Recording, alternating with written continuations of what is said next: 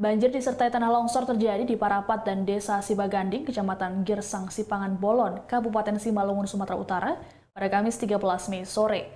Peristiwa ini dipicu oleh intensitas hujan yang tinggi hingga mengakibatkan Sungai Batu Gaga meluap.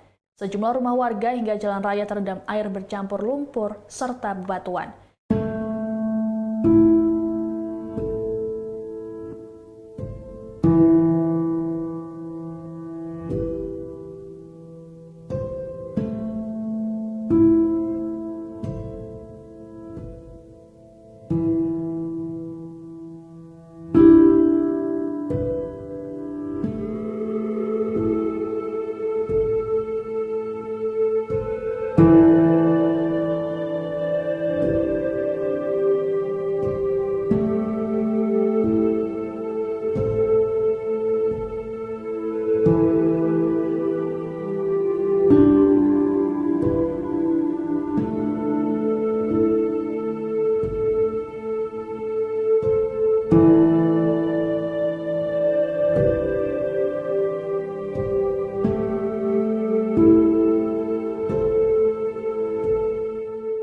Menteri Sosial Tri Risma hari ini meminta semua pihak untuk menggunakan kearifan lokal dalam mengantisipasi bencana di Indonesia.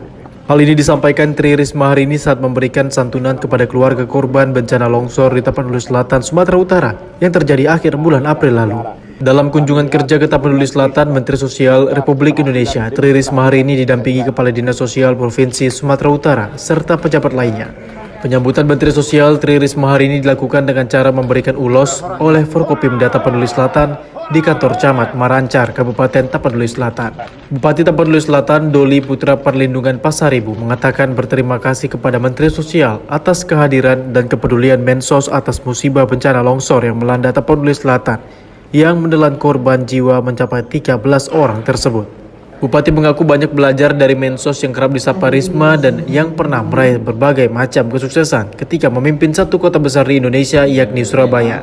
Berkat tangan dingin Tri Risma hari ini, pemerintahan di kota Surabaya berjalan dengan baik hingga mendapat penghargaan di tingkat internasional. Ibu Menteri Sosial, Ibu Risma, tentu semangat ini pula yang akan kami bawa dalam rangka membangun Tapanuli Selatan, dan khusus kali ini pada pertemuan kita kali ini memang betul kita dalam suasana duka bersama keluarga Bapak Waruwo dan Pak Stompul.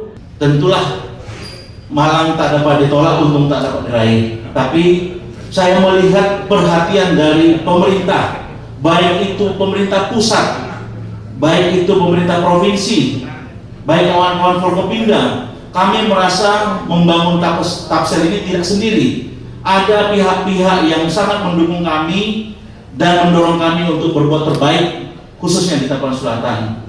Sementara itu, Kapolres Tapanuli Selatan AKBP Roman Semaradana LH melaporkan kepada Menteri Sosial bahwa akibat longsor di Batang Toru yang terjadi pada 29 April lalu telah menimbulkan 13 orang korban jiwa, 10 orang korban diantaranya sudah ditemukan. Dalam kesempatan ini, Menteri Tri Risma hari ini memberikan santunan kepada seluruh keluarga korban. Secara keseluruhan, santunan yang diberikan berjumlah Rp267 juta, baik berbentuk uang tunai maupun bentuk sembako. Bantuan itu terdiri dari santunan ahli waris 12 jiwa korban longsor yang masing-masing mendapat Rp15 juta. Kemudian bantuan paket sembako senilai Rp3,6 juta dan bantuan stok penyangga logistik senilai Rp83 juta lebih. Usai memberikan santunan, Menteri Tri Risma hari ini menyampaikan agar semua pihak untuk terus mengantisipasi terjadinya bencana dengan menggunakan kearifan lokal. Dalam cuaca ekstrim seperti saat ini, Mensos Tri Risma hari ini menyampaikan bahwa bencana alam bisa terjadi kapan dan di mana saja, sehingga perlu antisipasi yang bersifat lokal masing-masing daerah. Saat kejadian saya sudah mau berangkat ke sini, tapi ada permasalahan di di transportasi dan penerbangan, karena saat itu nggak ada penerbangan, sehingga kita tidak bisa langsung ke sini. Jadi ini pun sebetulnya kemarin saya merencanakan, Senin, tapi ternyata Senin tidak ada penerbangan. Jadi baru hari ini. Nah, kami memberikan santunan untuk bencana ke 12 ahli waris, dan kemudian kami juga memberikan beberapa bantuan sembako dan lain-lain untuk Jadi perubahan iklim ini sangat berpengaruh terhadap kualitas apapun. Kualitas itu bisa menjadi baik, tapi banyak buruknya. Contohnya misalkan curah hujan makin tinggi, musim sudah nggak bisa lagi diterka. Biasanya bulan Mei seperti ini sudah mau ke kemarau, tapi sekarang curah hujan masih tinggi. Nah ini kita memang harus waspada. Semuanya, ini tidak bisa kita lagi ngomong, oh daerah ini rawan bencana, daerah ini tidak ada yang bisa menerka dengan kondisi seperti ini. Jadi makanya kita harus membaca gejala-gejala alam. Tadi yang saya sampaikan, kalau sudah ada longsoran tanah ini berarti ada sesuatu di atas sana. Maka kita harus mengantisipasinya.